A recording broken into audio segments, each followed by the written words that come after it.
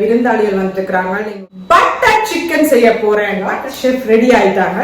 இது எலும்பில்லாத கோழி தான் எடுத்து வச்சிருக்கிறேன். மிளகாத்தூள் நல்லா எடுக்கணும். ஏர் ஃப்ரையருக்குள்ள தான் போட்டு பொரிக்க போறேன்.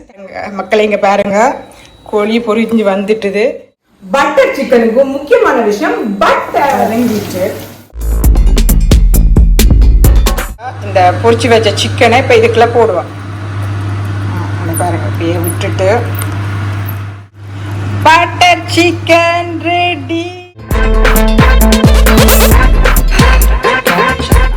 கல்லுஃபுல்லும் கடிக்கும். அம்மா அம்மா கறியை அப்படியே வச்சுட்டு இதுக்குள்ள கொஞ்சம் சோறை இப்படி வச்சு அப்படி எடுத்து